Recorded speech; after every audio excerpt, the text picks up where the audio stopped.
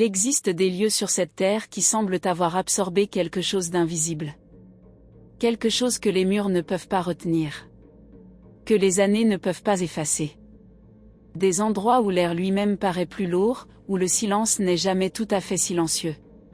Des maisons qui respirent d'une façon qui n'est pas la nôtre. Le 112, Ocean Avenue se trouve dans la ville d'Amityville, dans l'État de New York, sur la rive sud de Long Island. C'est une grande maison coloniale de style géorgien. Bâtie en bois peint en blanc. Avec des volets noirs et une façade sobre qui ne trahit rien de ce qui s'y est passé. Rien, à première vue. Mais si vous étiez là, debout sur le trottoir, à regarder les fenêtres du dernier étage. Ces deux fenêtres en forme d'œil, étroites, obliques, qui semblent vous observer depuis les combles, vous ressentiriez peut-être quelque chose. Une gêne légère. Un frisson que la saison n'explique pas. Ce récit est une plongée dans l'histoire de cette maison. Pas seulement les faits que nous connaissons, froids et documentés, mais ce que l'on ressent quand on les assemble. Quand on commence à comprendre que certains endroits conservent la trace de ce qui a été vécu. Et que parfois, cette trace ne s'efface pas. Commençons par le commencement. Par la nuit qui a tout déclenché. Nous sommes le 13 novembre 1974. Il est aux alentours de 3 heures du matin. Amityville dort. La rue est calme, comme elle l'est presque toujours dans cette banlieue tranquille de Long Island. Où les pelouses sont bien tondues, où les familles se connaissent, où les enfants jouent jusqu'au crépuscule avant de rentrer dîner. À l'intérieur du 112, Ocean Avenue, 6 personnes dorment dans leur lit. Ronald DeFeo Sr., 53 ans, le patriarche. Louise DeFeo, sa femme, 42 ans. Et leurs 4 enfants, Dawn, 18 ans. Allison, 13 ans. Mark, 12 ans. Et John Matthew, 9 ans. 6 personnes. 6 vies. 6 nuits de sommeil qui ne se termineront pas au matin. Vers 3h30 du matin, quelqu'un se lève dans cette maison. Quelqu'un qui connaît les lieux, qui connaît chaque chambre, qui sait exactement où chacun repose. Ce quelqu'un prend un fusil. Un Marlin 336C, calibre 35, et parcourt les couloirs, une pièce après l'autre. Ce qui frappe les enquêteurs, ce qui les hante encore des années après, c'est le silence. Les voisins n'ont rien entendu. Aucun coup de feu audible de l'extérieur. Aucun cri. Et pourtant, 6 personnes ont été abattues, l'une après l'autre. Les victimes ont été retrouvées allongées sur le ventre dans leur lit, les bras le long du corps, les yeux fermés. Comme si elles dormaient encore. Comme si elles n'avaient pas eu le temps de comprendre ce qui leur arrivait. Comme si elles ne s'étaient pas réveillées. Comment est-ce possible? Comment 6 personnes peuvent-elles mourir sans que l'une d'entre elles ne donne l'alerte? Les experts ont avancé une théorie, un état de torpeur profonde, peut-être. Une nuit d'hiver, une maison bien chauffée, un sommeil particulièrement lourd. Mais cette explication ne satisfait personne entièrement. Elle laisse un malaise résiduel, une question suspendue dans l'air. Le lendemain, c'est Ronald DeFeo Jr., 23 ans, fils aîné, surnommé Butch, qui signale le drame. Il entre dans un bar du coin et s'effondre, il crie que sa famille a été assassinée. La police arrive. La scène les laisse sans mots. Le 4 décembre 1975, Ronald DeFeo Jr. est condamné à 6 peines consécutives de 25 ans à la réclusion à perpétuité. Il a avoué. Il a tué sa famille. Mais au fil des années, ses déclarations ont changé plusieurs fois. Parfois il dit avoir entendu des voix qui lui ordonnaient d'agir. Parfois il accuse sa sœur Dawn, parfois il revient à la version initiale. Il est mort en prison en 2021, emportant peut-être la vérité avec lui. L'affaire judiciaire semble close. Et pourtant, quelque chose reste. Quelque chose demeure dans les murs du 112 Ocean Avenue. Un peu plus d'1 an après le massacre. En décembre 1975, une nouvelle famille s'installe dans la maison. George et Kathy Lutz, mariés depuis peu, avec 3 enfants. Daniel, Christopher et Melissa, dite Missy. Ils achètent la maison à prix réduit, conscients de son passé. L'agent immobilier ne leur a pas caché la vérité. Ils savent ce qui s'est passé là. Ils pensent que ça ne changera rien. Ils ont tort. Ce que les Lutz racontent, et ils le raconteront jusqu'à la fin de leur vie, commence dès le premier jour. Avant même d'emménager, un prêtre ami de la famille, le père Mancuso, vient bénir la maison. Il dit qu'au moment où il commence à asperger d'eau bénite dans l'une des pièces du premier étage, une pièce que les Lutz utiliseront comme bureau, une voix s'élève derrière lui. Une voix claire, ferme, masculine. Une voix qui dit « Get out ». Sortez. Le prêtre ne voit personne. Il est seul dans la pièce. Il ne dit rien à la famille ce jour-là. Mais les jours suivants, il commence à se sentir mal. Une fièvre inexpliquée. Des cloques sur les mains.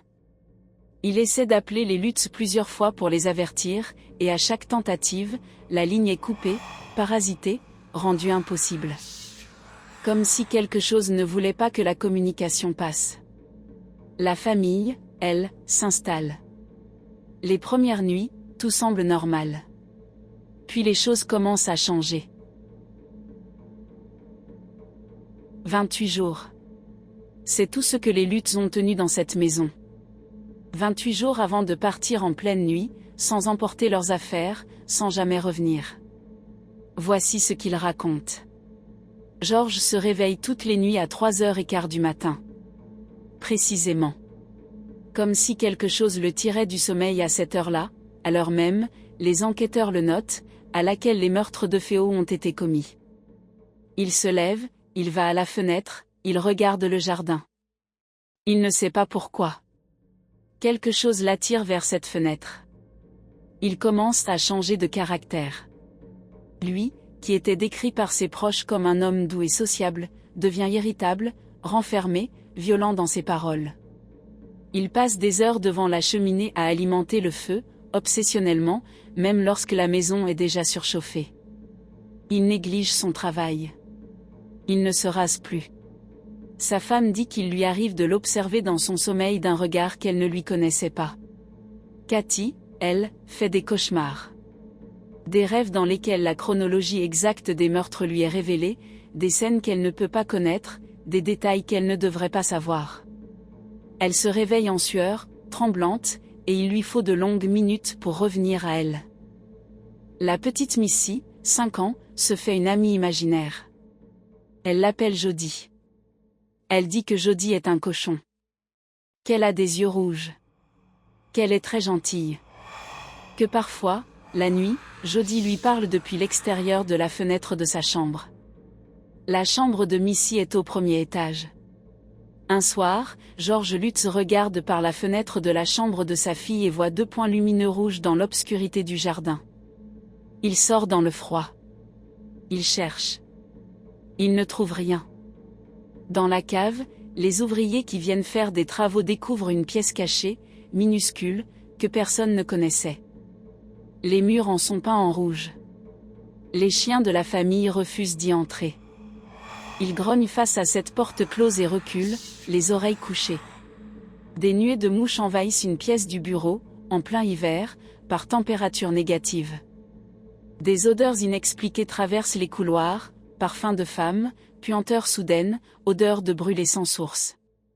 Georges retrouve des traces de sabots dans la neige fraîche du jardin. Des empreintes qui vont du bois jusqu'à la maison, et s'arrêtent net devant une porte. La nuit du 18 janvier 1976, quelque chose se produit qui pousse les Lutz à partir. Georges raconte qu'il se retrouve soudainement face à une présence dans le couloir, à 3h du matin. Quelque chose qu'il ne peut pas regarder en face. Quelque chose qui n'a pas de nom. Il réveille sa femme. Il rassemble les enfants. Ils sortent dans la nuit glaciale. Ils ne reviendront jamais. À ce stade, il faut s'arrêter. Parce que c'est ici que l'histoire se divise. Que les chemins se séparent. D'un côté, ceux qui croient les Lutz. De l'autre, ceux qui n'y croient pas. Les sceptiques ne manquent pas d'arguments. L'écrivain Jay Anson publie en 1977 le livre The Amityville Horror, basé sur les témoignages des Lutz. Le livre devient un best-seller mondial. En 1979, un film en est tiré. Puis un autre, en 2005. Une franchise entière naît de cette histoire. Et avec elle, une question légitime, qui a intérêt à ce que l'histoire soit vraie. Des enquêteurs indépendants ont examiné les témoignages. Certains voisins disent n'avoir rien remarqué d'anormal durant les 28 jours. L'avocat de DeFeo Jr., William Weber, affirme avoir inventé l'essentiel de l'histoire avec George Lutz autour d'une bouteille de vin. Une affirmation que Lutz a toujours farouchement contestée. Des experts en paranormal qui ont visité la maison n'ont rien détecté de significatif. Et pourtant, George et Kathy Lutz, jusqu'à leur mort, Kathy en 2004, George en 2006, ont maintenu leur témoignage sans en dévier. Ils n'ont jamais dit que c'était une invention. Ils n'ont jamais prétendu avoir exagéré pour vendre un livre. Ils vivaient avec les conséquences de cette histoire. Les harceleurs, les curieux, les caméras, les accusations permanentes de mensonges, et ils ont continué à dire, c'est la vérité. Ça s'est passé. Il y a quelque chose dans la façon dont certaines personnes portent un témoignage qui dépasse la logique des intérêts financiers. Quelque chose dans la voix, dans les yeux. Quelque chose qu'on ne peut pas mesurer. Ce qui est certain, ce qui est incontestable, c'est ceci: 6 personnes ont été assassinées dans cette maison la nuit du 13 novembre 1974. 6 membres d'une même famille. 6 victimes dont les corps ont été retrouvés dans leur lit, paisibles, comme endormis. Ça, c'est réel. Ça, les archives le confirment. Et si quelque chose s'est imprimé dans les murs ce soir-là? Si tant est que les murs puissent retenir quelque chose, alors peut-être que la question n'est pas de savoir si les Lutz mentaient ou non. La question est de savoir ce qu'on fait d'une maison qui a été le théâtre d'une telle nuit. La famille Lutz partie, la maison a eu d'autres propriétaires. Et c'est là que l'histoire devient plus étrange encore. Non pas à cause des événements dramatiques, mais précisément à cause de leur absence. La famille qui a emménagé après les Lutz est restée plusieurs années. Ils ont déclaré n'avoir rien vécu d'anormal. Rien. Pas de réveil à 3 heures du matin. Pas de voix. Pas d'amis imaginaires aux yeux rouges. Pas d'odeur. Le calme ordinaire d'une maison ordinaire. Faut-il en conclure que tout ce qu'avaient vécu les Lutz était une invention? Ou bien faut-il envisager autre chose? Que certaines personnes sont plus perméables que d'autres à ce que certains lieux contiennent? Que certaines familles, dans certaines circonstances, à certains moments de leur vie, sont plus vulnérables à quelque chose que nous ne savons pas encore nommer? En 1977, des chercheurs en parapsychologie, dont les célèbres et des Lorraine Warren, ont visité la maison. Les Warren sont des figures controversées de la para-recherche américaine. Leurs affirmations sont souvent remises en question, leurs méthodes discutées. Mais Lorraine Warren, jusqu'à sa mort, a dit avoir ressenti dans cette maison quelque chose d'une intensité rare. Elle utilisait le mot « démoniaque ». Elle disait qu'il y avait là une présence ancienne, non humaine, qui avait peut-être précédé les meurtres et les avait, en quelque sorte, favorisés. Cette idée que le lieu lui-même était corrompu avant les crimes, que la violence n'était pas la cause mais l'effet, est celle qui trouble le plus. Parce qu'elle suggère que Ronald DeFeo Jr. n'était peut-être pas simplement un meurtrier. Qu'il était peut-être aussi une victime. D'une façon que la loi ne sait pas juger. Lui-même, dans ses longues années de prison, a évoqué des voix. Des ordres. Une force extérieure à lui. Est-ce la défense d'un homme désespéré cherchant à atténuer sa peine? Peut-être. Probablement, diraient beaucoup. Mais DeFeo n'a jamais obtenu de réduction de peine grâce à ses déclarations.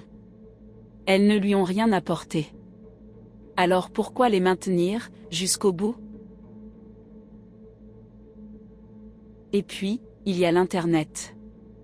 L'ère numérique a apporté avec elle une nouvelle dimension à l'affaire Amityville. Des sites web ont commencé à apparaître, certains consacrés à l'histoire officielle, d'autres à la frange la plus obscure de la légende.